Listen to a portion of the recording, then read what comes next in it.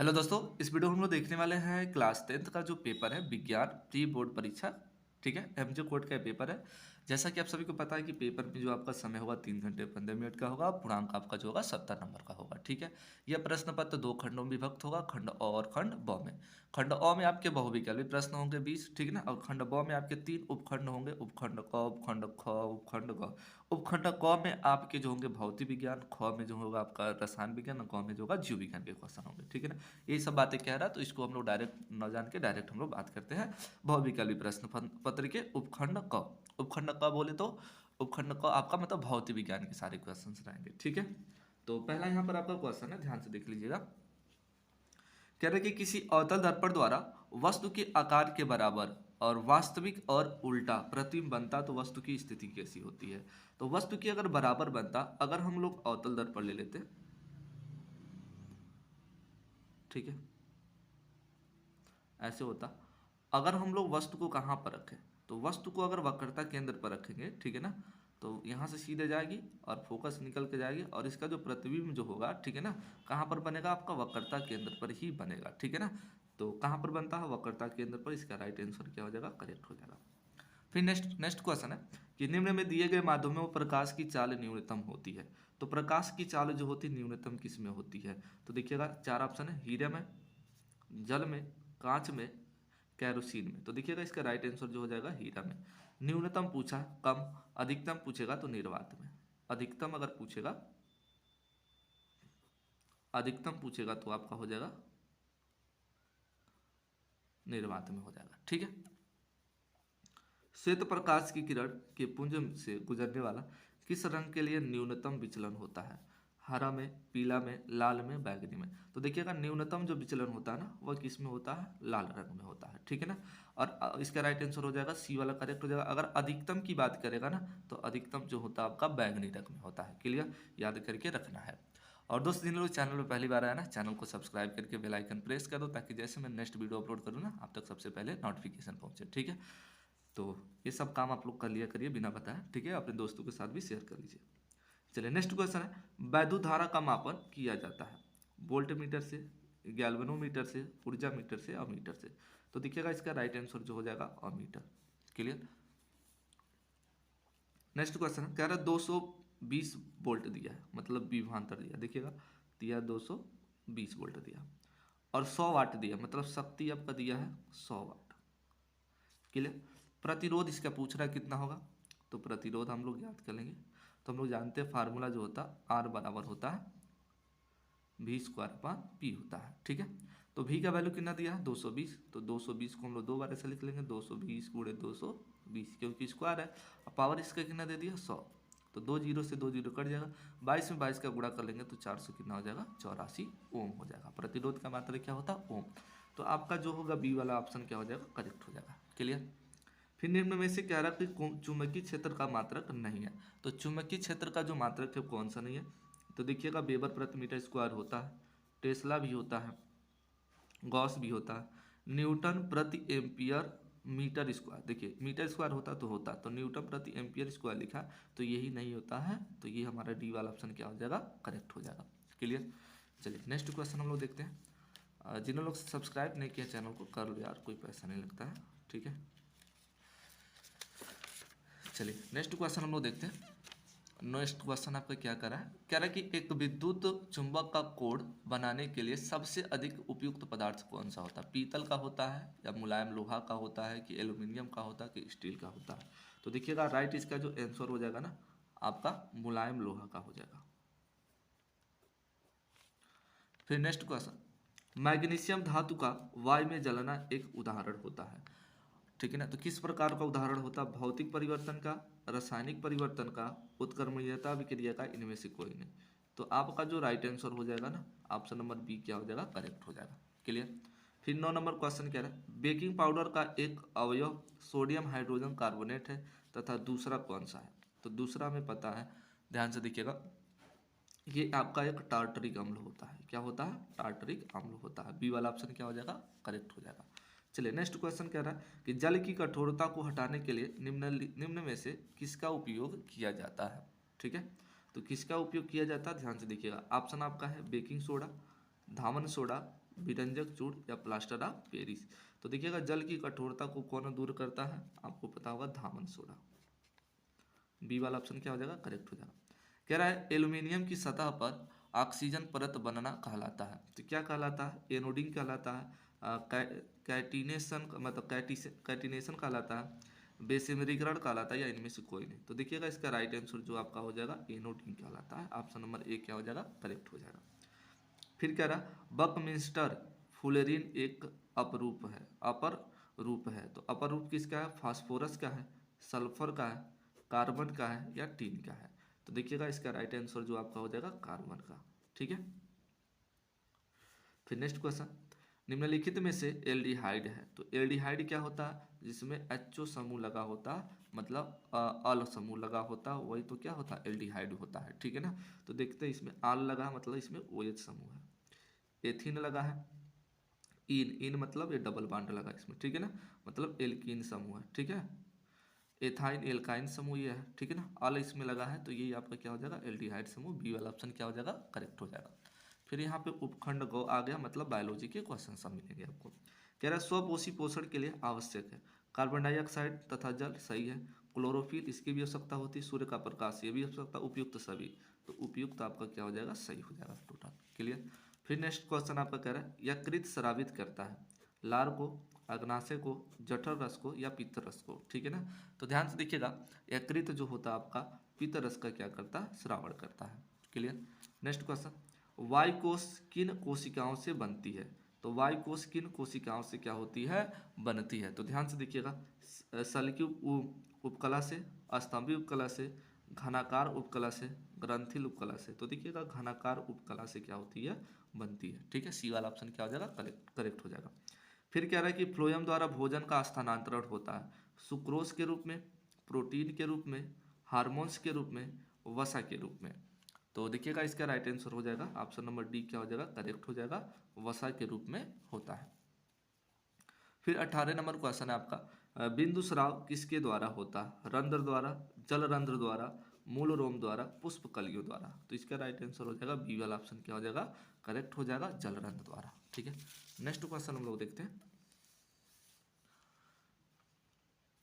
फिर कह रहा मेंडल के अनुसार मटर के शुद्ध लंबे पौधों को जीन प्रारूप होता है, मतलब शुद्ध जो लंबे लंबे पौधे थे उसको हम लोग क्या लिखते थे, कैपिटल टी और कैपिटल टी। ठीक है ना।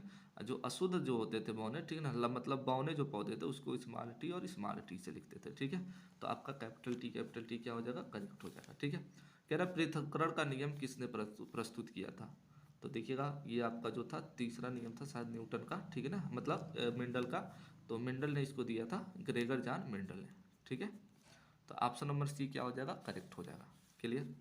अब यहाँ पर खंड ब देखते हैं, वर्णात्मक प्रश्न जिसको आपको लिखना है। इसका उपखंड क है, मतलब भौतिक विज्ञान के प्रश्न, लघु उत्तरीय प्रश्न, 4 नंबर के आपके प्रश्न आते हैं। ठीक है। तो इन सारे क्वेश्चन को हम लोग क्या करते हैं, देखते हैं। तो देखिएगा यहाँ पर पहला प्रश्न आपका कह रहा है कि सिद्ध कीजिए कि अवतल दर्पण की फोकस दूरी उसकी वक्रता त्रिज्या की आधी होती है। मतलब आपका जो फोकस दूरी एफ होता है ना, वो आर बाई क्या होता है, 2 होता है। ये क्या आपको क्या करना, प्रूव करके लाना है। तो पेपर हुआ, देखिए बच्चे ने किस प्रकार से किया है, तो इसको आप लोग कैसे करेंगे देख लीजिए अच्छे से।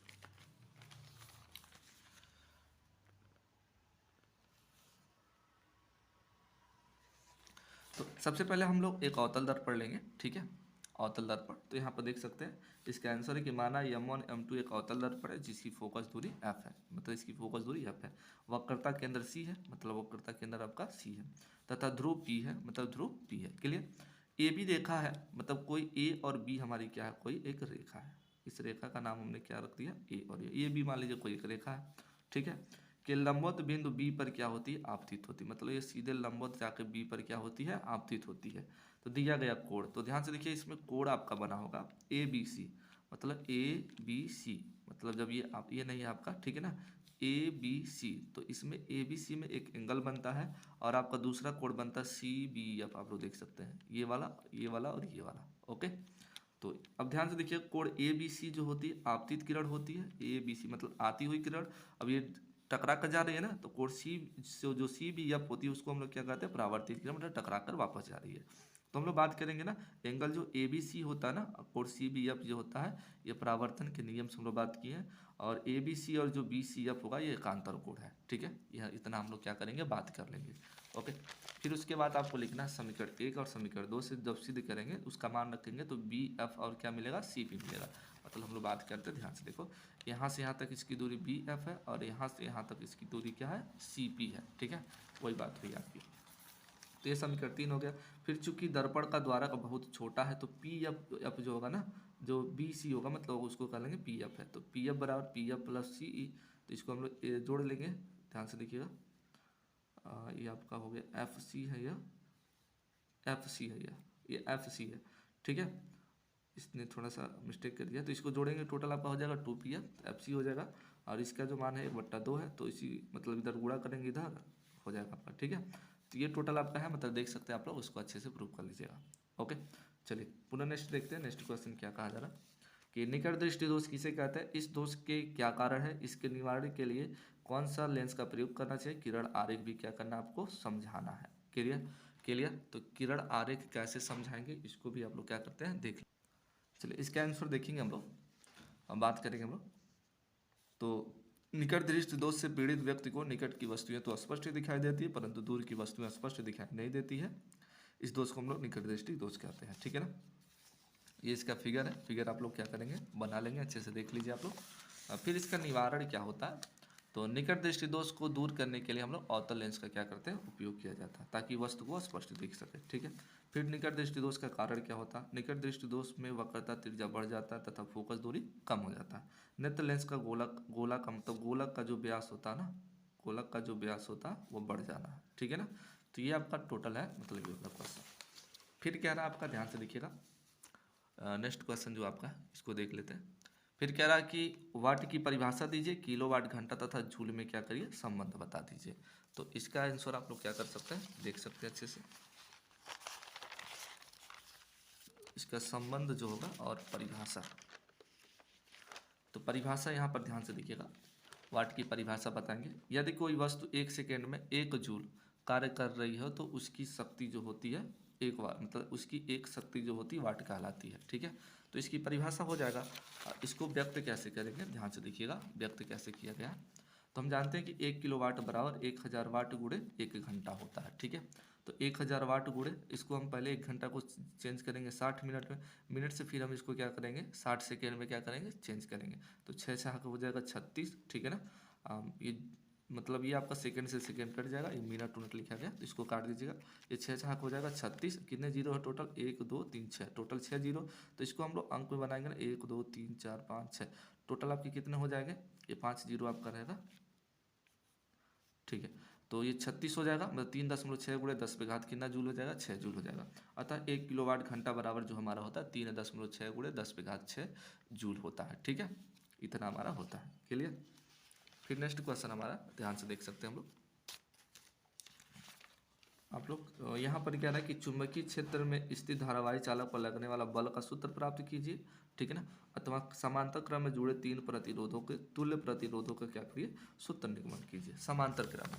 तो यहाँ पर हम लोग समांतर क्रम में जुड़े 3 प्रतिरोधों को सिद्ध कर सकते हैं, ठीक है। कैसे सिद्ध करेंगे, ध्यान से देखिएगा। सबसे पहले लिखेंगे माना समांतर श्रेणी में 3, माना 3 प्रतिरोध, ऐसे लिखेंगे माना 3 प्रतिरोध R1 R2 और R3 है जो समांतर क्रम में क्या हुए, जोड़े गए हैं, ठीक है ना। इससे प्रवाहित जो धारा आपकी होगी I1 I2 I3 होंगे। यह बिंदु A को जोड़ने वाली धारा I है, ठीक है ना, और ये समान इस पर विभवांतर जो होगा V होगा। तो V बराबर हम कह सकते हैं I1 I2 और I3, इसको प्लस, ये V बराबर नहीं होगा, I बराबर होगा, ठीक है। I बराबर I1 I2 और I3 है, ठीक है। ओम के नियम से हम लोग जानते हैं आई बराबर क्या होता है, V अपान R1 हो जाएगा, ठीक है। आई बराबर आपका जो होगा V अपान R2 हो जाएगा, और आई बराबर आपका V अपान क्या हो जाएगा, R3 हो जाएगा। इसको 1 2 2 3 4 ऐसे हम लोग समीकरण देते हैं, ठीक है। इसी फिगर नहीं बनाई है तो फिगर नहीं बना, कोई दिक्कत नहीं, फिगर अभी हम आपको दिखा दे रहे हैं। आई बराबर आपका मान इसमें जब रखेंगे तो भी मतलब I1 I2 I3 की जगह पे हम लोग क्या करेंगे, जब मान रखेंगे तो V/R1 V/R2 V/R3, इसमें भी आपका कॉमन हो जाएगा तो 1/R1 1/R2 और 1/R3 हो जाएगा, क्लियर। यहाँ तक बात हो गई। चूंकि हम लोग जानते हैं ना, ध्यान से देखिएगा, यहाँ पर लिख लीजिएगा, यहाँ पर लिखा गया आई बराबर क्या होता है, V/R होता है, ठीक है। आई बराबर हमने वी अपान आर रख दिया तो वी से भी कट गया, तो इतना आपका क्या हो जाएगा, प्रूफ हो जाएगा।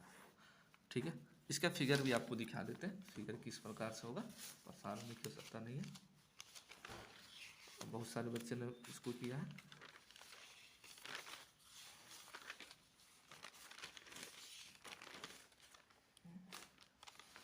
फिगर इन्होंने नहीं बताया, फिगर हम बना के आपको दिखा देते हैं। ठीक है, फिगर आपका कुछ इस प्रकार से होगा, देखिए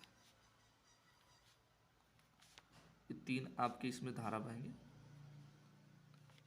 ओके, ऐसे आपको बना लेना है।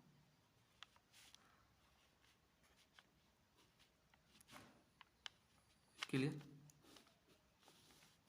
यहाँ आपका लगा लेंगे आप लोग, विभवांतर है मतलब बैटरी है, भी है, और ये आपका कुंजी हो जाएगा। ठीक है, यहाँ पर इसमें से धारा क्या की जाती है, प्रवाहित की जाती है। यहाँ आई धारा जा रही है, ये आपका ए बिंदु है और ये आपका बी बिंदु है। ठीक है, यहाँ से जैसे धारा आपकी आई जो हो रहा है ना, तो यहाँ पर 3 धाराओं में ये विभक्त हो जाती है, I1, I2 और I3 में विभक्त हो जाती है। ये 3 प्रतिरोध है, R1, R2 और R3 है, और इसमें जो लगा विभवांतर वो भी है। ये तीनों धारा पुनः यहाँ पर आके क्या हो जाती है, आई में क्या हो जाती है, कन्वर्ट हो जाती है। ठीक है ना, तो ये क्रम आपका होता है, तो इस प्रकार से कुछ आपका क्या होगा, फिगर होगा। ठीक है, तो नेक्स्ट क्वेश्चन देखते हैं, नेक्स्ट क्वेश्चन क्या कहा जा रहा है। कह रहा है कि आयनिक यौगिक से आप क्या समझते हैं, इसको आपको क्या करना, परिभाषा लिखना है, 4 नंबर में है। ठीक है, तो इसको हम लोग देख लेते हैं, इसका आंसर आप लोग खुद कर लेंगे। फिर कह रहा है कि मक्खन एवं खाना बनाने वाले तेल के बीच रासायनिक अंतर समझाना और एक परीक्षण देना।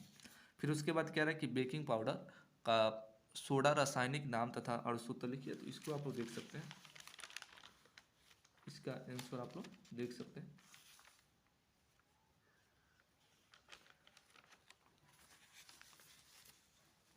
तो बेकिंग पाउडर का रासायनिक नाम आपका जो होगा, सिंपल सा लिखना है, नाम सोडियम बाइकार्बोनेट है, इसका अणुसूत्र 84 होता है। बनाने की विधि, सोडियम बाइकार्बोनेट का निर्माण सोडियम कार्बोनेट के संतृप्त जलीय विलयन के कार्बन डाइऑक्साइड गैस द्वारा प्रभावित करने पर बनती है। तो ये आपका इसका रिएक्शन है 2NaH आपका 2CO3। ठीक है, और ये आपका रासायनिक गुण है, उसमें प्रभाव आप लोग देख सकते हैं, और जलीय प्रभाव है, तो इसको आप लोग क्या कर सकते हैं, लिख सकते हैं। ठीक है, चलिए नेक्स्ट क्वेश्चन हम लोग देख लेते हैं क्या कह रहा है।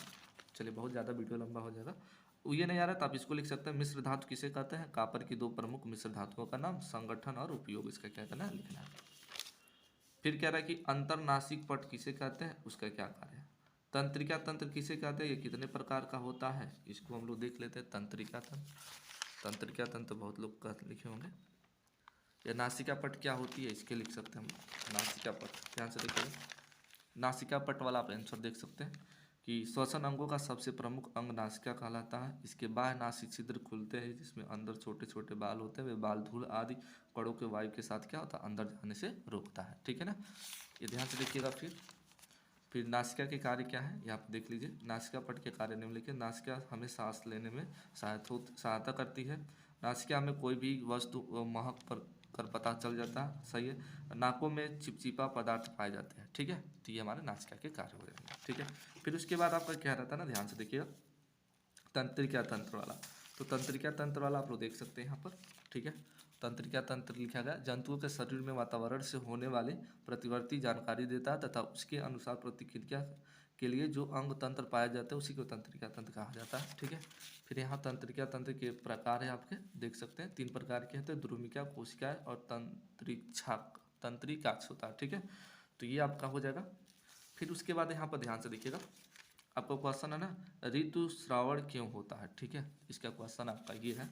तो ऋतुस्रावण, जब अंडाणु का निषेचन नहीं होता है तो वह 1 दिन बाद नष्ट होने लगता है। गर्भाशय के लिए निषेचन अंडाणु प्राप्त करने की तैयारी करता है। ठीक है, तो इस टाइप में है कुछ, और भी चीज़ें हैं, तो ये इन्होंने पूरा नहीं लिखा। फिर उसके बाद आपका क्वेश्चन है, ध्यान से देखिएगा, कि पुष्पी पादप में परागण में के उपरांत निषेचन के बीच बनने वाले जनन की प्रक्रिया को समझाइए। अथवा इसको आपको लिख सकते हैं, मेंडल के स्वतंत्र और विभवन का नियम को द्विसंकर संकर द्वारा क्या करना, स्पष्ट करना है। तो चलिए, इसको आप लोग देख सकते हैं, मेंडल का नियम है स्वतंत्र विभवन।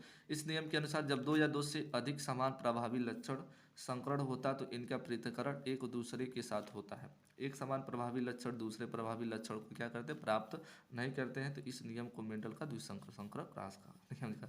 तो ये आपका है, इसको देख सकते हैं आप लोग। ठीक है, तो ये टोटल आपके क्या थे, क्वेश्चन थे। अब नहीं क्वेश्चन है, तो चलिए हम लोग पुनः नेक्स्ट वीडियो में मिलते हैं।